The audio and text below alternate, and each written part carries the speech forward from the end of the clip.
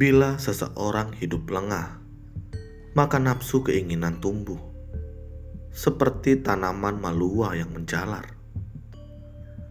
Ia melompat dari satu kehidupan ke kehidupan yang lain, bagaikan kera yang senang mencari buah-buahan di dalam hutan. Dalam dunia ini, siapapun yang dikuasai oleh nafsu keinginan rendah dan beracun, penderitaannya akan bertambah seperti rumput birana yang tumbuh dengan cepat karena disirami dengan baik.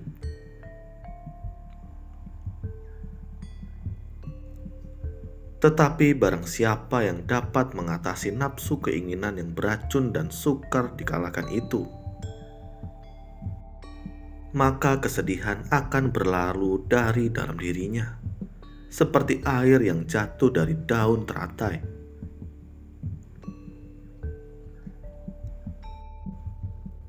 Kuberitahukan hal ini padamu.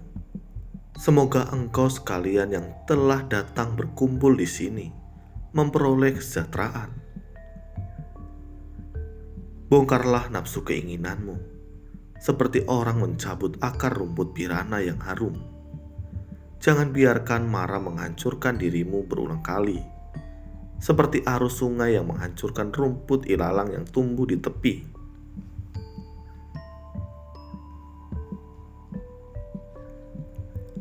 Sebatang pohon yang telah ditebang masih akan dapat tumbuh dan bersemi lagi apabila akarnya masih kuat dan tidak dihancurkan. Begitu pula selama akar nafsu keinginan tidak dihancurkan, maka penderitaan akan tumbuh berulang kali.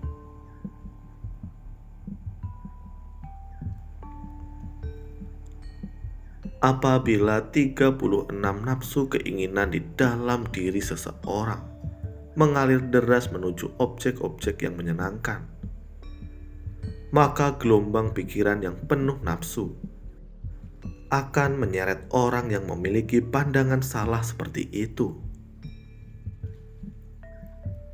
Di mana-mana mengalir arus atau nafsu keinginan, di mana-mana tanaman menjalar tumbuh merambat. Apabila engkau melihat tanaman menjalar atau nafsu keinginan tumbuh tinggi, maka harus kau potong akarnya dengan pisau atau kebijaksanaannya. Dalam diri makhluk-makhluk timbul rasa senang menjalar objek-objek indria, dan mereka menjadi terikat pada keinginan-keinginan indria.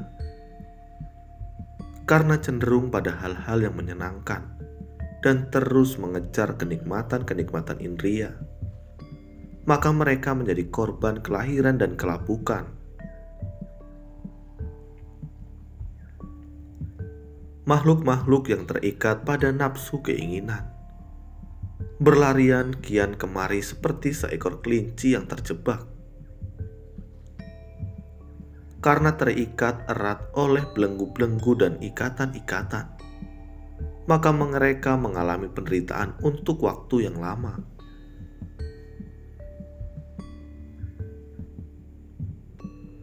Makhluk-makhluk yang terikat pada nafsu keinginan berlarian kian kemari seperti seekor kelinci yang terjebak.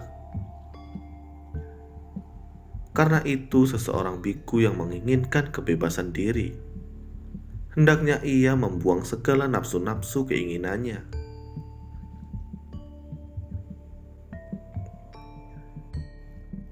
Setelah bebas dari hutan keinginan, ia menemukan hutan kesucian. Tapi, walaupun telah bebas dari keinginan, ia kembali ke rumah lagi. Lihatlah orang seperti itu. Setelah bebas, ia kembali pada ikatan itu lagi.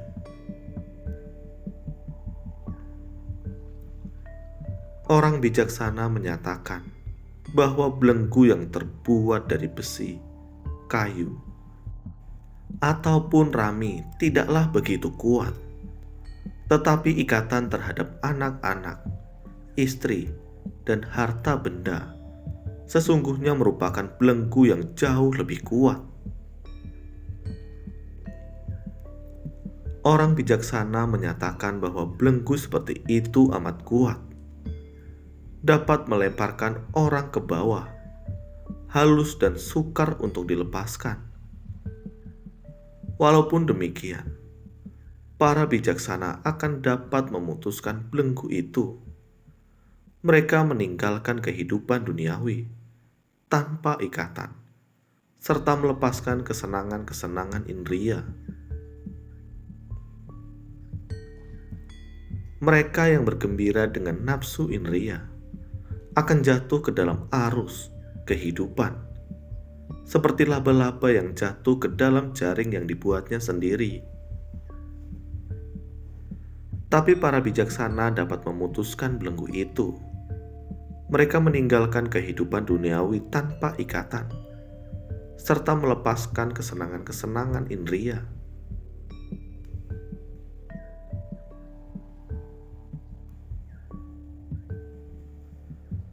Tinggalkan apa yang telah lalu, yang akan datang maupun sekarang, dan capailah pantai seberang.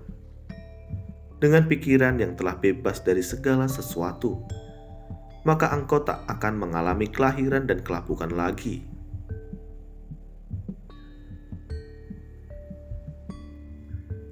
Orang yang pikirannya kacau, penuh dengan nafsu, dan hanya melihat pada hal-hal yang menyenangkan saja, maka nafsu keinginan akan terus bertambah. Sesungguhnya, orang seperti itu hanya akan memperkuat ikatan belenggunya sendiri.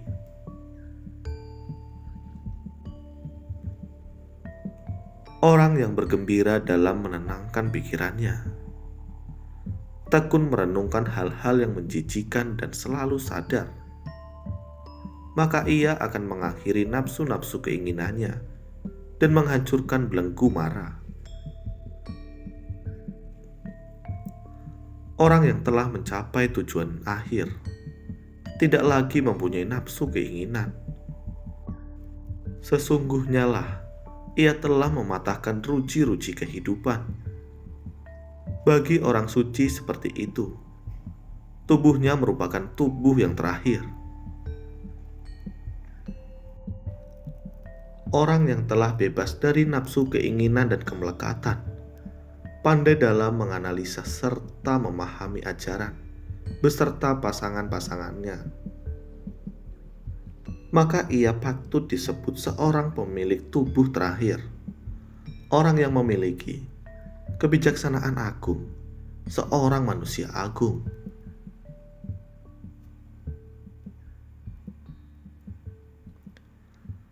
Aku telah meninggalkan semuanya. Aku telah mengetahui semuanya. Aku telah bebas dari semuanya. Aku telah meninggalkan semuanya. Setelah menghancurkan nafsu keinginan, aku benar-benar bebas.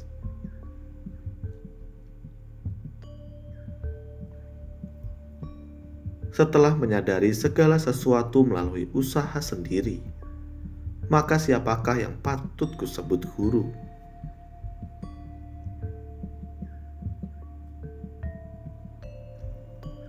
Pemberian kebenaran mengalahkan semua pemberian lainnya.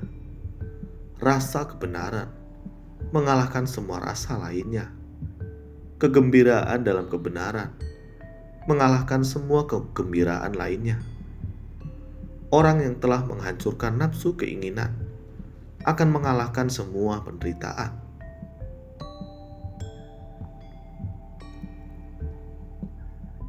Kekayaan dapat menghancurkan orang bodoh, tetapi tidak menghancurkan mereka yang mencari pantai seberang. Karena nafsu keinginan mendapatkan kekayaan, orang bodoh menghancurkan dirinya sendiri dan juga akan menghancurkan orang lain.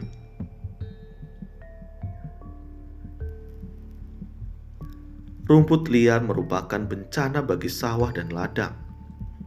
Nafsu indria merupakan bencana bagi manusia. Karena itu, dana yang dipersembahkan kepada mereka yang telah bebas dari nafsu indria akan menghasilkan pahala yang besar.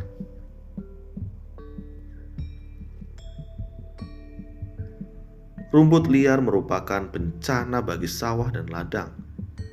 Kebencian merupakan bencana bagi manusia. Karena itu, dana yang dipersembahkan kepada mereka yang telah bebas dari kebencian akan menghasilkan pahala yang besar.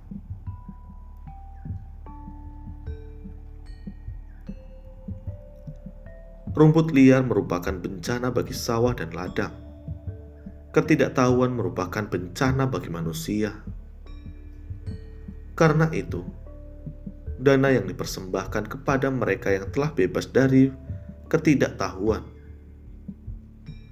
akan menghasilkan pahala yang besar.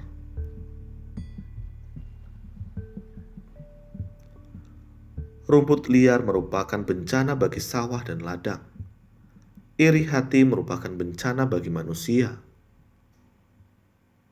Karena itu, dana yang dipersembahkan kepada mereka yang telah bebas dari iri hati akan menghasilkan pahala yang besar. Terima kasih.